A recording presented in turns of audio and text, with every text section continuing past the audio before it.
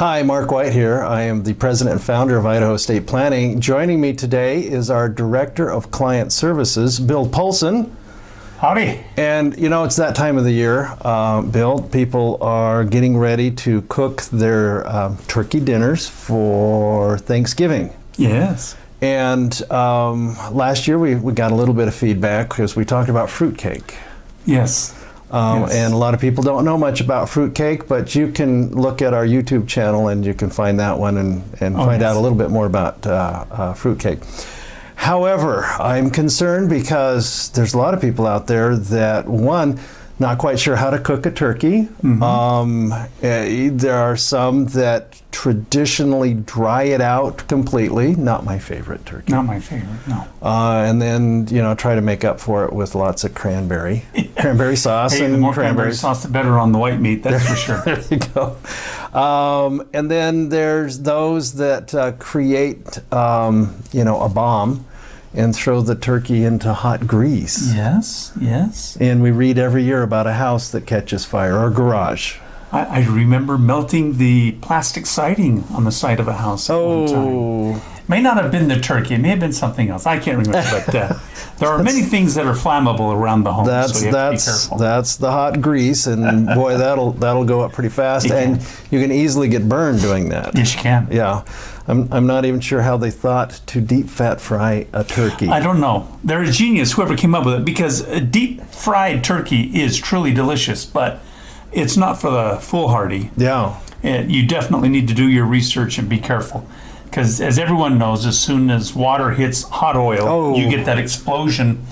And making sure you've got not too much oil in the pan, in the pot, so that it doesn't boil over. Oh, yeah. That's when fires typically get started, because that oil comes over, hits the flame, and then all of a sudden things start to spread. And so again, there's the traditional, you know, put it in the oven, baste it. I know some people get that down to a science. Yeah, some people get it down to a science. The problem is that most people rely on something that has nothing to do with science, or very little to do with science, and that's a little plastic pop-up. Oh, yes. Temperature doohickey. Yes. Which is very accurate. Yeah, extremely accurate for plastic thermometers. But the problem is that usually it doesn't pop until well over the required temperature for safe food production. You want the internal temperature of your turkey to be right around 165 degrees.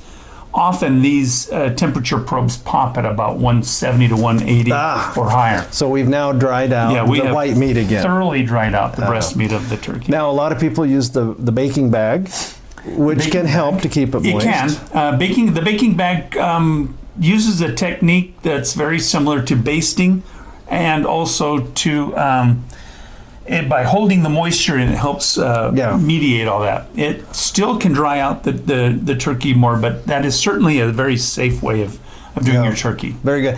And it's a little harder to dry that out if you've done it right. Yeah, if you've done it right, but it's practice like anything. Okay, so let's talk about smoking a turkey. Certainly. Now, there's two ways to smoke a turkey. One way is the very long process at a low temperature smoke, and that creates what many of you have seen as a very dark turkey. When you go to eat a smoked turkey like that, it's usually served cold, because it's, you've gone and bought it or smoked it earlier. The skin is usually not eaten, because the skin has been given kind of a leathery texture. But then cutting the meat off, you get that beautiful. Yeah, but it's the skin then that gets that texture, but it keeps the moisture in. Right, it keeps the moisture in, and it's very moist typically if it's done correctly. Again, they've tried to slowly raise it up to a temperature. But it takes a long time. It does. It takes hours and hours. Most people don't get it all the way done. Yeah, if you're doing it at home, you really got to make sure you're doing it right. Yeah. Temperature is extremely important. Okay, there's a better way that I have had your turkey that you've done this way.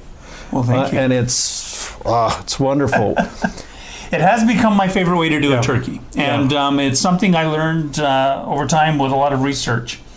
One of the problems with doing a turkey is that if you think of the turkey as a big cylinder, the thing in the very center of it is air. Yes. In the cavity of the turkey. So all this heat is coming from the outside, cooking the turkey from the outside in, so that by the time you get an internal temperature of about 165, The external areas can be Dried in the up. 180s to 185, and that's hard on the white meat. Yep. So I have fallen to a very old technique. Oh. Very old. I been thought it was around for new. hundreds of years. You would have thought it was. But it's a technique called spatchcocking. And the spatchcock is simply a way of cutting out the spine of the turkey and then spreading it open. Laying it flat. Laying it flat. Some people call it a butterfly method. But in doing so, when the turkey is taken and laid flat, now the dark meat and the white meat are all about the same thickness across the way. So quicker, easier to smoke and get it to temperature. Right. And so what I do is I put it on my pellet grill at about 325 degrees. And that 325 degrees is important if you want the crispy skin. Oh, yeah. Well, you do. You do. If you didn't know that, really do. you do.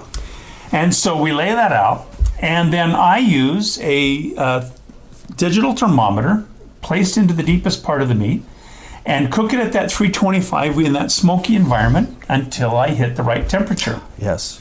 Yeah, and Yes. it turns out perfect. It's awesome. Okay, last thing. Yeah. Stuffing.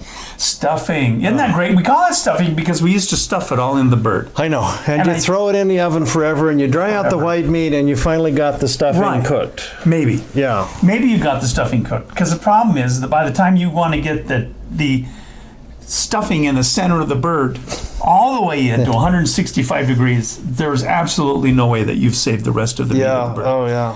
Most people have stepped away from stuffing a bird and create the stuffing on the side. Yes. And it's at this point that I will tell you that you certainly can make your stovetop stuffing from the store. For a lot of people, that's the best way.